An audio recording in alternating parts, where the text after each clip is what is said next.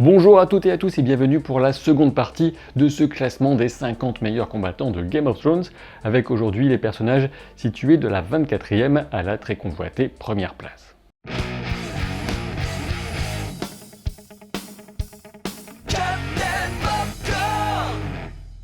Avant de nous lancer, un petit rappel des règles de ce classement. Tout d'abord, il ne concerne que les êtres humains, donc pas de spectres, de géants ou autres dragons. Et puis, ils sont classés essentiellement sur la base de ce que nous en dit la série. Et lorsqu'il y a quelques informations qui proviennent des livres, je le signale. Et de la même façon, je signale quelle version ou quelle époque du personnage je prends en considération. Et on reprend donc avec la 24e place qui revient à Ser Jorah Mormont. On l'appelle Lord Friendzone ou aussi Landal.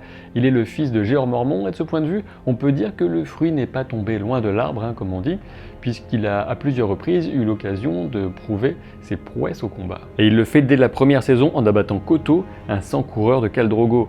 C'est un combat qui, de façon très rare dans une fiction, montre l'utilisation correcte et l'efficacité véritable d'une armure de plate lorsque Jorah bloque la lame de l'Arak de Koto contre son flanc. Jorah Mormont a aussi démontré son talent en étant le dernier survivant du combat d'arène face à Daenerys dans l'épisode 9 de la saison 5. Au passage, si j'avais classé le danseur d'eau de Braavos, qui participe lui aussi, il aurait été à un rang supérieur puisqu'il est clairement meilleur que Ser Jorah. Et puis évidemment en saison 7, la survie de Ser Jorah lors de l'expédition au nord du mur pour récupérer un spectre vient encore un peu plus démontrer ses capacités, même s'il faut reconnaître qu'il ne se fait plus tout jeune. En numéro 23, j'ai choisi Eddard Stark, Ned pour les intimes, le regretté Ned évidemment.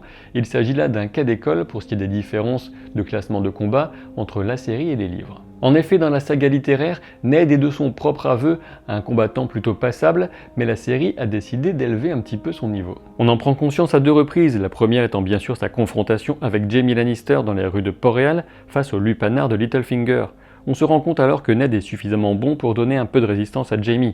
Certains pensent qu'ils sont au même niveau, mais c'est faux. En effet, Jaime prenait alors ses marques, il s'amusait, il avait parfaitement conscience qu'il combattait Ned, mais qu'il n'avait absolument pas la possibilité de le tuer. Quoi qu'il en soit, Ned Stark est bon et on s'en rend compte à nouveau dans le flashback du combat de la Tour de la Joie, quand il parvient à abattre Gerold Hightower et à survivre seul quelques instants face à Arthur Dayne. En 22e position, j'ai choisi Tormund Fléau d'Ogre. Évidemment, ceux qui adorent ce personnage me diront qu'il est classé bien trop bas, mais il faut déjà avoir conscience que la 22e position parmi les 50 meilleurs combattants de Game of Thrones, c'est déjà un excellent classement. Ce qui ne fait aucun doute, c'est que Tormund se bat avec la sauvagerie et la vivacité d'un barbare, et il a déjà prouvé à plusieurs reprises l'efficacité de son style bestial et frénétique. Toutefois, je reste convaincu qu'il n'a pas le niveau technique de certains autres combattants de ce classement, et que confronté à un adversaire plus fort physiquement ou plus rapide, il serait clairement mis en difficulté. En 21, j'ai choisi Euron Greyjoy, juste au-dessus de Tormund, car en effet, l'abordage du bateau de Yara et Theon en saison 7 permet de deviner, de comprendre que son style est assez proche de celui du chef des sauvageons. Le moins qu'on puisse dire, c'est que Euron combat sans crainte ni pitié, qu'il est animé d'une soif de sang, d'un plaisir de tuer, qui permettent enfin de toucher un peu du doigt le psychopathe que ce personnage est, notamment dans les livres. Euron est le premier à monter à l'abordage, ce qui vient souligner son immense confiance en lui et la rage qui s'empare de lui au combat. Aucun des adversaires présents ne lui donne vraiment de difficultés et il vient à bout des aspics et de Yara sans jamais craindre pour sa vie. Reste à voir maintenant en saison 8 quelle mort la série lui réserve et surtout aux mains de qui. En 20e place, voici Corryn Mimain, un personnage qui a marqué les esprits, je le pense, malgré une très courte apparition en saison 2. Corryn est un vétéran de la garde de nuit et sans doute son meilleur patrouilleur. Il est célèbre pour sa valeur au combat, notamment chez les sauvageons qui le respectent autant qu'ils le craignent. Et quant à son surnom Mi-Main, eh bien il vient du fait qu'il manque 3 doigts à sa main droite, des doigts qu'il a perdus lors d'un combat face à un adversaire armé d'une hache. La légende dit qu'il a projeté sa main ensanglantée dans le visage de son adversaire pour l'aveugler. Et ensuite, il a réussi à apprendre à se battre avec sa main gauche et à devenir tout aussi redoutable qu'auparavant, ce qui en dit long sur la volonté du bonhomme. Quand Jon et lui sont capturés par les sauvageons, Corryn provoque un combat contre Jon et se sacrifie, se laissant tuer par Jon pour à la fois lui donner une couverture en tant que traître à la garde de nuit, lui rappeler ses vœux dans un dernier soupir, et lui laisser la réputation de celui qui a vaincu le grand Corryn Mimain. Et d'ailleurs en saison 3, quand Tormund et Mance Rayder apprennent que c'est Jon, quand ils le rencontrent, qui a tué Corryn Mimain, ils osent à peine y croire, et Tormund souligne que Corryn avait pourtant abattu des adversaires 2 fois plus grands que Jon. Le numéro 19 est pour moi Brienne Bryndon Tully. Toutefois, il fait partie des cas particuliers qu'on ne voit absolument jamais combattre directement à l'écran dans la série. En effet, lors du siège de Riverrun, on entend uniquement le récit de sa mort l'épée à la main, et surtout on sait qu'il est reconnu comme un grand combattant et stratège. En effet, on découvre que Jaime Lannister en personne le tient en haute estime, notamment pour tous les exploits qu'il a accomplis par le passé. Il a assez régulièrement combattu aux côtés de Ser Barristan Selmy en personne, et notamment durant la fameuse guerre des rois à 9 sous, la dernière rébellion Feu Noir. Ce classement de Ser Bryndon Tully s'appuie donc sur ses exploits passés principalement. J'ai voulu éviter de le surclasser, sachant que de mon point de vue, ce personnage fascinant a été largement sous-exploité par la série. J'ai décidé d'attribuer la 18e place de ce classement à Areo Ota, un personnage quasiment inexistant dans la série, mais dont les livres nous permettent de prendre davantage conscience du potentiel au combat. Le chef de la garde Dorian Martell est réduit à un rôle de quasi-figurant, et le seul dialogue pertinent pour ce classement a lieu quand il trouve Bronn et Jaime dans les jardins en plein affrontement avec les Aspics. Areo affirme que le combat contre Jaime aurait été plus intéressant quand ce dernier était encore entier. Et je vous assure qu'on peut s'appuyer sur les livres pour affirmer que Areo Ota est un formidable combattant avec sa hallebarde. Il est dommage qu'il ait souffert d'un traitement faible comme quasiment tous les personnages de Dorne suite à la mort d'Oberyn Martell. En 17e place, j'ai choisi Vergris, le chef des Immaculés, sachant qu'il n'est pas forcément évident de juger de sa valeur personnelle au combat, puisque dans la série, il n'a jamais été confronté à d'adversaires de très grande valeur. Mais bon, ceci dit, ce qui est clair, c'est que les Immaculés ont la réputation d'être les meilleurs fantassins du monde, et qu'on a vu Vergris se battre seul contre plusieurs adversaires et triompher, aussi bien contre les fils de la Harpie en saison 5 que contre des soldats Lannister en saison 7. En résumé, vous l'aurez compris, Vergris est un sacré client, surtout lorsqu'il est équipé de sa lance et de son bouclier, les armes de sa vie. C'est à Daario Naharis que j'attribue le numéro 16, et oui, ce capitaine mercenaire qui semble être mis de côté pour la conclusion de la série, enfin on en aura la certitude en regardant la saison 8, mais quoi qu'il en soit, eh bien le peu d'informations qu'on peut glaner sur lui laisse penser que c'est un formidable combattant. On sait qu'il se bat depuis ses 12 ans et qu'il a notamment survécu dans les arènes. Il est parti de rien et a su s'imposer à la tête d'une compagnie mercenaire réputée comme les Second Sons, les Puinés en VF, ce qui vient encore une fois souligner sa valeur. Le seul véritable affrontement filmé est celui qui le voit vaincre le champion de Myrrine en abattant sa monture d'un jet de dague avant de tranquillement l'achever au sol. On notera que l'interprète du personnage, en tout cas pour les saisons 4 à 6, Michiel Huisman, est actuellement à l'affiche d'une série d'horreur prometteuse sur Netflix, The Haunting of Hill House. La 15e position de ce classement est très particulière puisque je l'attribue à Rhaegar Targaryen qu'on a uniquement vu dans la série au travers d'une des visions de Bran Stark. Rhaegar, c'est bien sûr le grand frère de Daenerys, qu'elle n'a jamais connu, et aussi le père de Jon. Il était destiné à succéder à son propre père, Aerys II le roi fou, mais la rébellion de Robert a mis fin au règne des Targaryens, et Robert lui-même a tué Rhaegar en combat singulier au cours de la bataille du Trident. De nombreuses sources, notamment dans les livres mais aussi dans la série, permettent d'affirmer que Rhaegar Targaryen était un excellent épéiste, et qu'il était peut-être même encore meilleur aux lances de tournoi, mais quoi qu'il en soit, on disait cela de lui à une époque qui n'était pas avare d'excellents combattants, ce qui tend à renforcer l'idée qu'il était vraiment très bon. Une 14e place pour Arya Stark, évidemment ça ne satisfera personne. Il ne fait guère de doute que certains parmi vous la verraient dans le top 3 de ce classement, mais j'espère que d'autres qui ont une vision un petit peu plus réaliste du combat savent qu'une jeune femme d'un aussi petit gabarit serait généralement désavantagée dans la plupart des situations. Quoi qu'il en soit, la série a bien insisté sur le long apprentissage d'Arya, depuis les leçons d'escrime de Syrio Forel jusqu'à celles d'assassin, même si des combats au bâton n'expliquent pas l'apprentissage de feintes mortelles d'escrime avec une dague en main gauche, le fait est qu'Arya est devenue particulièrement redoutable. Et la saison 8 devrait forcément nous donner l'occasion de la voir en action au-delà d'un simple entraînement avec Brienne. Et puisqu'on en parle, le 13, eh bien, il est pour Brienne. Alors certains me diront non, mais Arya a vaincu Brienne en entraînement. Eh bien, personnellement, je reste convaincu que Brienne reste plus dangereuse qu'Arya dans un combat en face à face à la loyale.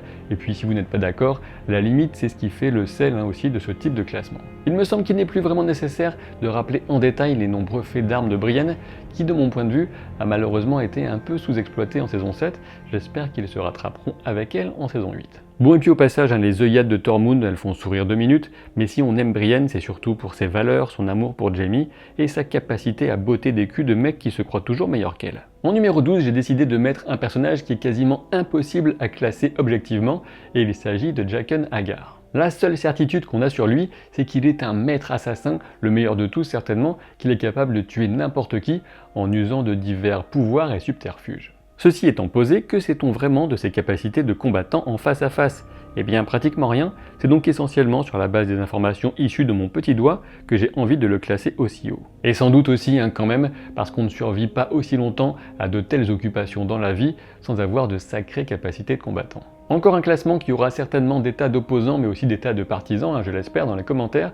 Il s'agit de la 11e position pour Jon Snow. Mais avant de râler, il faut quand même bien réfléchir. Ce classement fait de lui un combattant totalement hors du commun. Certains diront qu'il est classé trop haut, mais de mon point de vue, ils n'ont absolument pas compris ce que la série nous montre à longueur de saison. Jon est devenu un putain de tueur avec l'enclos entre les mains. Et oui, que voulez-vous, son apprentissage s'est fait à la dure et il est certainement le personnage qui s'est le plus battu à l'écran depuis le début de la série. Entre ceux qu'il a tués dans ce classement, la bataille des bâtards ou encore les marcheurs blancs qu'il a vaincus en combat singulier, ses performances sont devenues impressionnantes. Et si on me dit que c'est facile contre les marcheurs parce qu'il a une arme qui les tue en un coup, il suffit de savoir que cet avantage est presque annulé puisque les armes des marcheurs sont bien plus dangereuses que des épées normales contre des humains. En gros, Jon non plus n'a pas le droit de se faire toucher, et maintenant l'effet de surprise a disparu. Et pour ceux parmi vous qui penseraient que Jon n'est pas classé suffisamment haut, eh bien personnellement je reste convaincu qu'il y a au moins 10 combattants qui restent plus dangereux que lui dans la plupart des situations, mais après on sait bien que tout dépend des circonstances. En tout cas j'espère qu'il est clair pour vous tous que dans ce classement, une place supérieure ne signifie absolument pas une victoire automatique. La 10e place de ce classement nous fait entrer dans l'élite de l'élite, et c'est avec Syrio Forel qu'on commence. Danseur d'eau et première épée de Braavos, Syrio Forel est devenu une légende du fait du mystère qui entoure ses derniers instants. Alors bon, si vous voulez mon avis, il est bel et bien mort, Syrio Forel, tous les éléments logiques en notre possession tendent vers cette conclusion, mais cela n'enlève en rien à son exploit d'avoir résisté pendant un certain temps à de nombreux adversaires compétents alors que lui-même n'était équipé que d'une épée d'entraînement en bois. Ce qui ne fait guère de doute dans mon esprit, c'est que si Syrio avait été en possession de sa véritable rapière, il serait ressorti vivant du donjon rouge, donc c'est encore plus dommage. Syrio est un des personnages qui a atteint le niveau de maîtrise technique le plus parfait parmi tous ses combattants, et si vous faites partie de ceux qui disent oui mais une rapière ça se fait casser en deux par une arme lourde, eh bien détrompez-vous, de nombreux tests très sérieux permettent de démontrer qu'une rapière permet de détourner des coups très puissants. Le numéro 9 est destiné à Bronn, ou plutôt Ser Bronn de la Nera, devrais-je dire. On peut souligner au passage que Bronn est un personnage très secondaire dans les livres et qu'il a pris un petit peu plus d'importance dans la série du fait des excellents moments qu'il nous apporte avec les deux frères Lannister. Et puis il faut aussi dire que dans les livres le personnage est bien plus jeune que ce que ne pourrait laisser supposer l'acteur qui l'interprète à l'écran. Bronn a prouvé à maintes reprises qu'il est excessivement bon et surtout qu'il parvient toujours à conserver son sang-froid au beau milieu des pires situations. Il ne prend de risques que s'il y est contraint, et dans ce cas, il le fait toujours de manière calculée. Bronn a une chance contre n'importe quel combattant, ne serait-ce que par son côté imprévisible, qui ne respecte aucun code d'honneur, tout en tirant parti du décor. On sait qu'il y a notamment un homme que Bronn n'a pas du tout envie de combattre en duel singulier, et il s'agit de Ser Gregor Clegane, alias La Montagne, et sans aucune hésitation, Gregor est le personnage humain le plus fort physiquement de la série. Et attention, ici je parle de Gregor avant que Qyburn ne le fasse revenir à la vie, sachant que sous cette forme de zombie, Gregor mériterait sans doute la première place de ce classement, puisque sa force a été encore augmentée, et surtout il semble devenu presque insensible aux blessures et à la douleur. Bon, enfin, première place pour Gregor Clegane en mode zombie, ça reste à voir.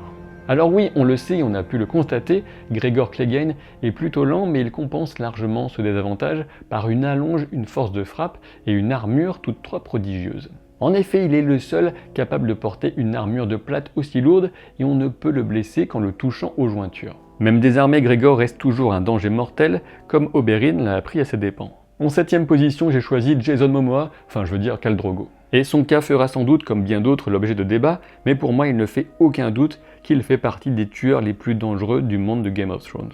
En effet, réfléchissez bien, Khal Drogo dispose d'une force physique, d'une agilité et de réflexes à des niveaux qu'on ne retrouve chez aucun autre personnage de la série avec un tel équilibre. Alors je sais que le grand argument c'est de dire « oui mais Khal Drogo n'était pas habitué à combattre des hommes en armure », alors d'une part je n'en suis pas si sûr, et d'autre part je suis convaincu qu'il apprendrait très vite. Et quant à sa mort tragique suite à une simple estafilade, eh bien, elle ne fait que souligner que nul n'est invulnérable, surtout dans un monde au réalisme cru tel que celui de Game of Thrones. Je sais que beaucoup d'entre vous seront très étonnés de retrouver Robert Baratheon à la 6ème place sur 50.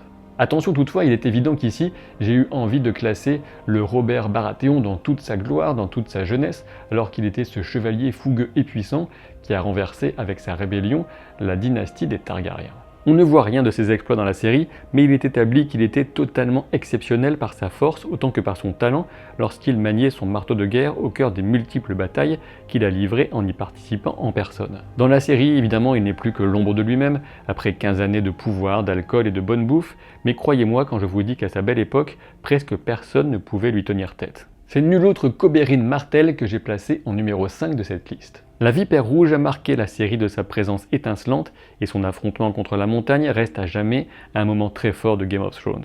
De toute évidence, Oberyn Martell est une sorte de dieu du combat à la lance. Il fait preuve d'une maîtrise parfaite de son arme, d'une agilité d'acrobate et d'une grande confiance en lui. Trop grande confiance évidemment puisqu'on sait tous que c'est ce qui le mène à sa perte, il sous-estime le danger des poings de Gregor Clegane, funeste et terrible erreur. C'est Jaime Lannister qui saisit la 4e place de ce classement. Alors oui, ce n'est pas forcément la plus enviable, juste au pied du podium, mais elle reste suffisante pour souligner son talent exceptionnel. Évidemment, je parle ici de Jaime avec sa main droite. S'il fallait le juger dans les dernières saisons, en supposant qu'il a continué son entraînement avec Bronn, je suppose qu'il se situerait donc avec sa main gauche aux alentours de la 45e place de ce classement. Il me semble que vous êtes assez nombreux à ne pas véritablement avoir conscience du niveau réel qu'avait Jaime du temps de sa main droite. Tout simplement parce qu'on manque d'exemples en combat à l'écran, mis à part celui contre Eddard Stark ou l'affrontement contre Brienne, alors qu'il est affamé, très affaibli et les mains attachées. Mais il faut savoir que du point de vue de J.R.R. Martin, Jaime est d'un niveau comparable à celui d'Aragorn du Seigneur des Anneaux. Et oui, il faut l'accepter, Jaime Lannister était un véritable prodige avec une épée à la main. D'ailleurs, il reste largement invaincu dans cette discipline. Durant les tournois, ce n'est que lors des joutes à la lance qu'il pouvait se faire vaincre. Objectivement, c'est sans doute Jaime Lannister qui devrait occuper cette 3e marche du podium, mais je trouve qu'on a toujours tendance à sous-estimer Sandor Clegane, et c'est donc lui qui vole cette place au fils doré de Tywin. Et je sais bien qu'il serait facile de juger Sandor Clegane sur certains combats, comme celui contre les soldats Lannister alors qu'il est sous, ou contre Brienne alors qu'il souffre d'une infection et d'une fièvre suite à une morsure. Et justement, de mon point de vue, la façon dont il réussit à combattre, à se sortir de ces situations extrêmes, ne fait que souligner la toute puissance qui est la sienne lorsqu'il est en pleine forme. Et oui, c'est simple, la série le met presque toujours en situation difficile, comme lorsqu'il combat l'arme enflammée de Beric, alors qu'il craint le feu depuis son enfance et le traitement que lui a infligé Gregor et qui explique son visage. On sait que Sandor allie une puissance hors norme, de la brutalité et une excellente technique, et j'espère que la saison 8 le mettra à l'honneur à l'occasion du Clegane Bowl. Je sais bien que maintenant il ne reste plus beaucoup de surprises pour les connaisseurs parmi vous, et la 2e place de ce classement revient à Ser Barristan Selmy, surnommé le Hardy. Dans ce classement, je le considère du temps de sa jeunesse, même s'il a prouvé qu'à 60 ans passés, il restait un guerrier qui surclasse tous ses contemporains. Et si, comme moi, vous faites partie de ceux qui aiment, voire qui adorent ce personnage, c'est une excellente raison de lire les livres, puisqu'il y est encore vivant, contrairement à la série, dans laquelle il n'a pas forcément reçu le traitement qu'il méritait. Il faut dire qu'apparemment, le courant ne passait pas très bien entre l'interprète et les showrunners. Sa mort héroïque contre les fils de la Harpie ne fait qu'effleurer le véritable potentiel du personnage, tel qu'on peut le lire quand ses exploits du temps passé sont évoqués dans les écrits de Martin. Le tout premier de ce classement est forcément Ser Arthur Dayne, l'épée du matin. Si on écoute l'avis de J.R.R. Martin à ce sujet, et je pense qu'il est plutôt bien placé pour en parler, eh bien Ser Barristan Selmy et Ser Arthur Dayne se valent en termes de talent, et si Arthur Dayne pouvait prendre le dessus un moment, ce serait grâce à l'épée très particulière de sa famille, celle qui a été forgée dans l'acier récupéré dans une météorite. La série a fait le choix discutable d'en faire un champion du combat à 2 armes, c'est impressionnant à l'écran même si c'est assez peu réaliste dans les techniques employées. Quoi qu'il en soit, il ne fait aucun doute que ce chevalier est le tout meilleur combattant de Game of Thrones, ce qui ne l'a pas empêché de mourir, tué par derrière, évidemment. Que pouvait-on attendre d'autre de cette œuvre qui prend un malin plaisir à briser les codes de la fantasy classique? J'espère vraiment que ce classement vous aura plu. Sachez que c'est un travail de longue haleine, véritablement harassant, aussi bien en termes de recherche que de montage. Du coup, si vous pouvez laisser un petit pouce en l'air ou vous abonner à la chaîne si ce n'est pas encore le cas, eh bien ça me fera bien plaisir. Et puis sachez que Studio Vrac a toujours en cours un financement participatif pour lancer leur projet de web-série. Il ne reste que quelques jours pour participer, donc si vous voulez aller y jeter un œil, je vous mets un lien dans la description de la vidéo. Je vous dis à très vite pour de nouvelles aventures. Salut!